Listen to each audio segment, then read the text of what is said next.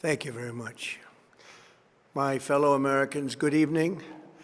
Let me begin by congratulating the team at NASA and our brave astronauts on the successful launch of Artemis II. It was quite something. It will be traveling further than any manned rocket has ever flown and will very substantially pass the moon, go around it, and come back home from a distance that has never been done before. It's amazing.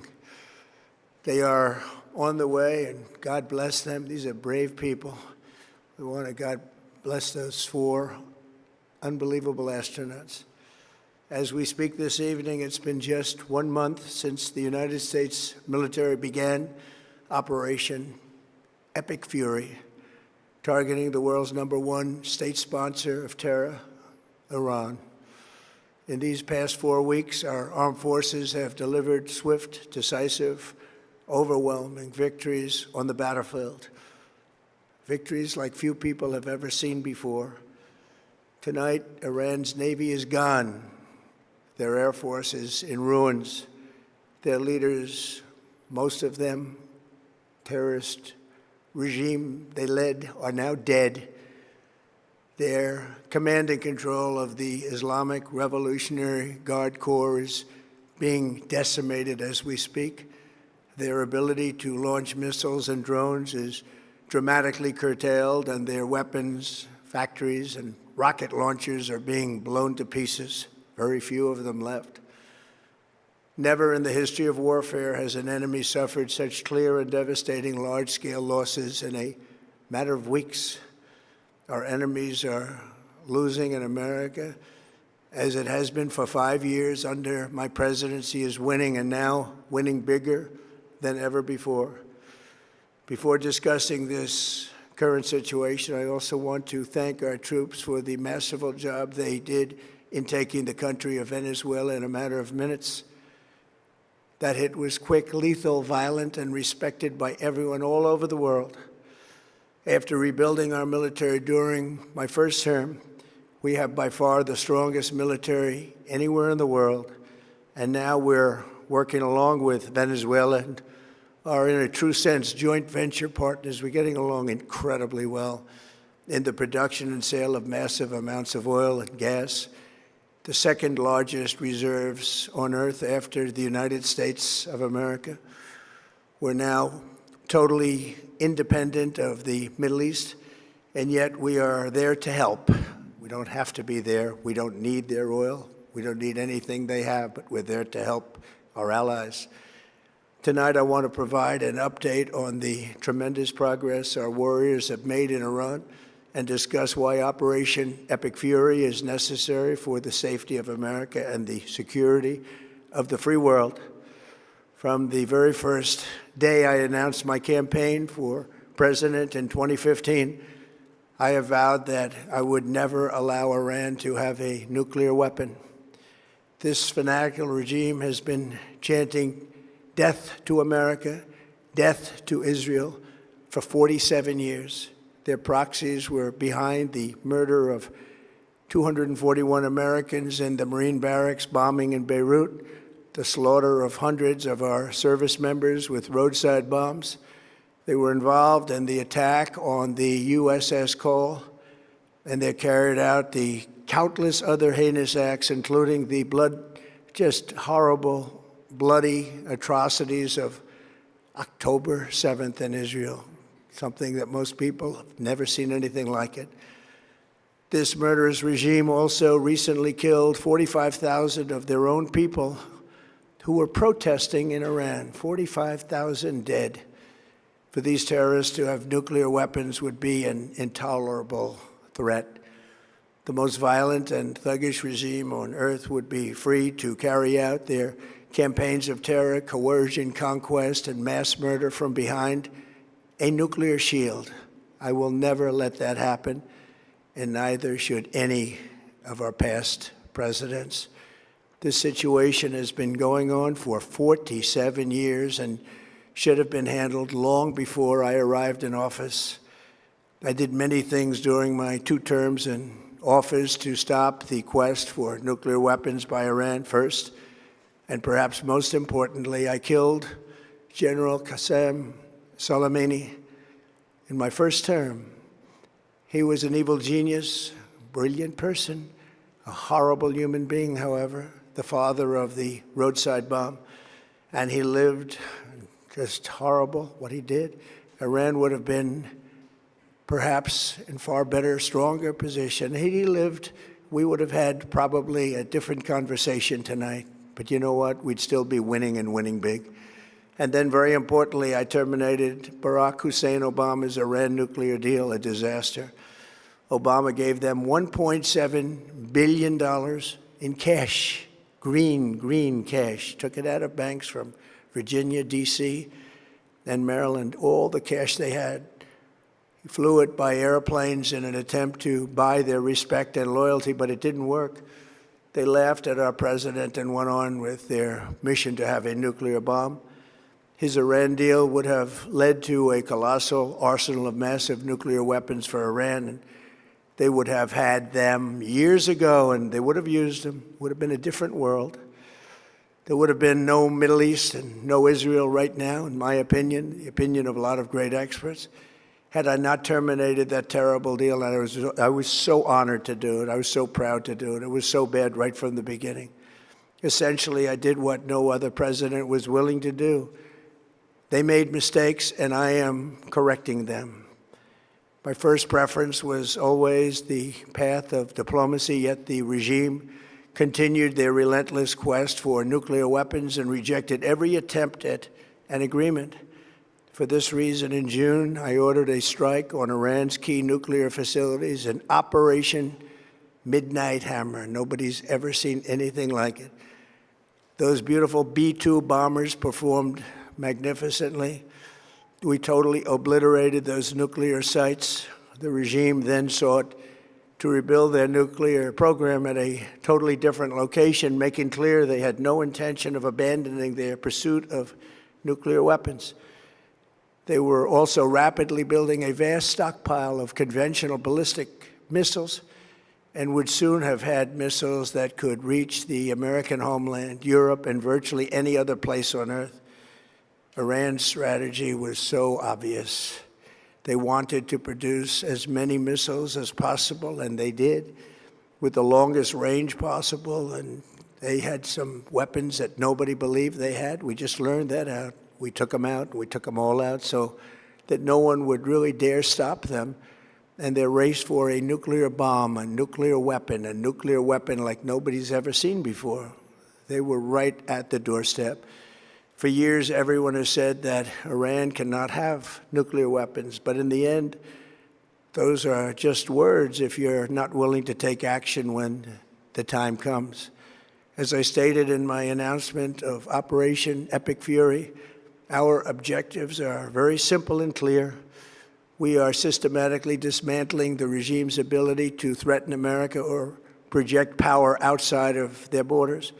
That means eliminating Iran's Navy, which is now absolutely destroyed, hurting their Air Force and their missile program at levels never seen before, and annihilating their defense industrial base. We've done all of it. Their Navy is gone. Their Air Force is gone. Their missiles are just about used up or beaten. Taken together, these actions will cripple Iran military, crush their ability to support terrorist proxies, and deny them the ability to build a nuclear bomb.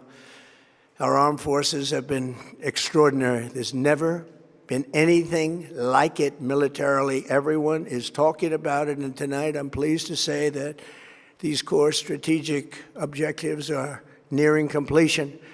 As we celebrate this progress, we think especially of the 13 American warriors who have laid down their lives in this fight to prevent our children from ever having to face a nuclear Iran. Twice this past month, I have traveled to Dover Air Force Base, and it's been something. I wanted to be with those heroes as they return to American soil, and I was with them and their families, their parents, their wives, their husbands. We salute them, and now we must honor them by completing the mission for which they gave their lives. And every single one of the people, their loved ones said, please, sir, please finish the job, every one of them. And we are going to finish the job, and we're going to finish it very fast. We're getting very close. I want to thank our allies in the Middle East, Israel, Saudi Arabia, Qatar, the UAE, Kuwait, and Bahrain. They've been great, and we will not let them get hurt or fail in any way, shape, or form. Many Americans have been concerned to see the recent rise in gasoline prices here at home. This short-term increase has been entirely the result of the Iranian regime launching deranged terror attacks against commercial oil tankers in neighboring countries that have nothing to do with the conflict. This is yet more proof that Iran can never be trusted with nuclear weapons. They will use them, and they will use them quickly.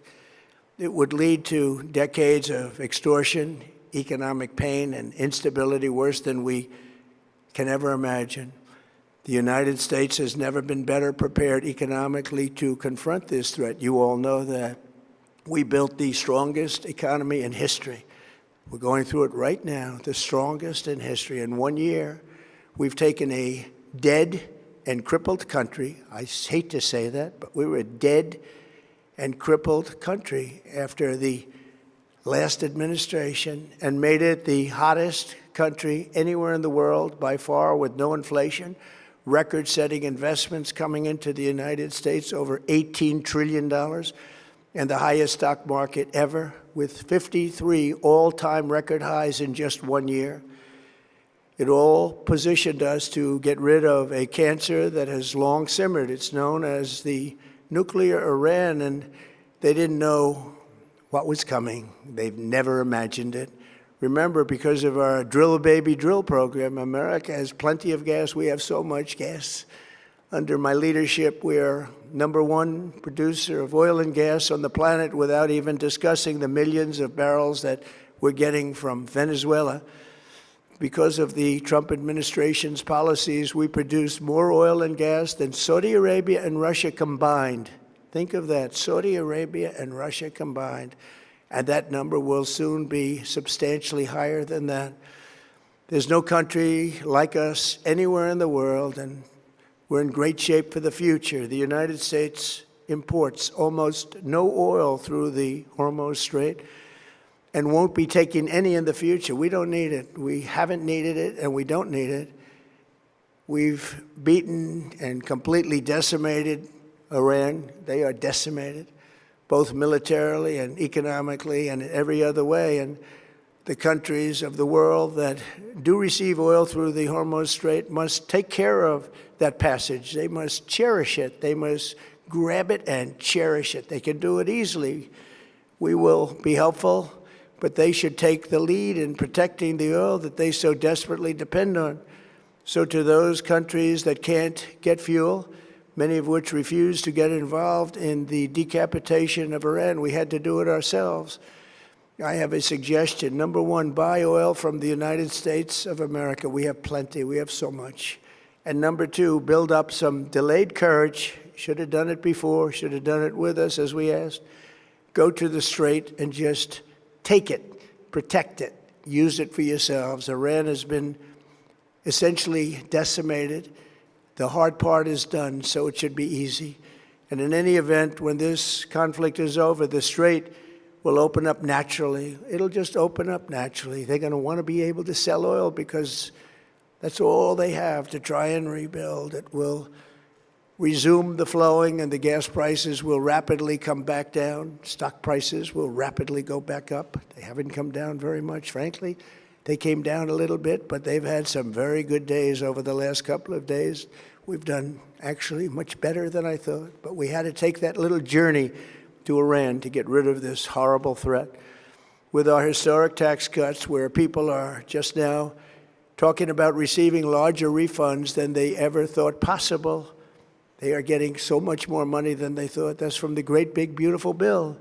Our economy is strong and improving by the day, and it will soon be roaring back like never before. It will top the levels that it was a month ago.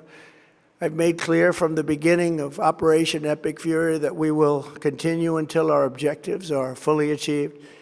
Thanks to the progress we've made, I can say tonight that we are on track to complete all of America's military objectives shortly, very shortly.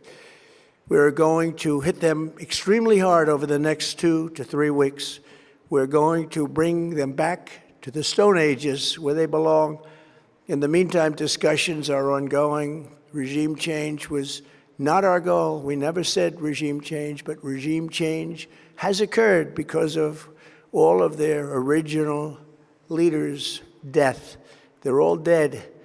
The new group is less radical and much more reasonable. Yet if during this period of time no deal is made, we have our eyes on key targets. If there is no deal, we are going to hit each and every one of their electric generating plants very hard and probably simultaneously. We have not hit their oil, even though that's the easiest target of all, because it would not give them even a small chance of survival or rebuilding. But we could hit it, and it would be gone, and there's not a thing they could do about it. They have no anti-aircraft equipment. Their radar is 100% annihilated. We are unstoppable as a military force. The nuclear sites that we obliterated with the B-2 bombers have been hit so hard that it would take months to get near the nuclear dust, and we have it under intense satellite surveillance and control. If we see them make a move, even a move for it, we'll hit them with missiles very hard again. We have all the cards, they have none. It's very important that we keep this conflict in perspective. American involvement in World War I lasted 1 year, 7 months, and 5 days. World War II lasted for 3 years, 8 months, and 25 days. The Korean War lasted for 3 years, 1 month, and 2 days. The Vietnam War lasted for 19 years, 5 months, and 29 days. Iraq went on for 8 years, 8 months, and 28 days. We are in this military operation, so powerful, so brilliant, against one of the most powerful countries for 32 days. And the country has been eviscerated and essentially is really no longer a threat. They were the bully of the Middle East, but they're the bully no longer. This is a true investment in your children and your grandchildren's future. The whole world is watching, and they can't leave the power, strength, and brilliance. They just can't believe what they're seeing. They leave it to your imagination, but they can't believe what they're seeing, the brilliance of the United States military. Tonight, every American can look forward to a day when we are finally free from the wickedness of Iranian aggression and the specter of nuclear blackmail. Because of the actions we have taken, we are on the cusp of ending Iran's sinister threat to America and the world. And I'll tell you, the world is watching. And when we do, when it's all over, the United States will be safer, stronger, more prosperous, and greater than it has ever been before. May God bless the men and women of the United States Armed Forces, and may God bless the United States of America. Thank you very much, and good night.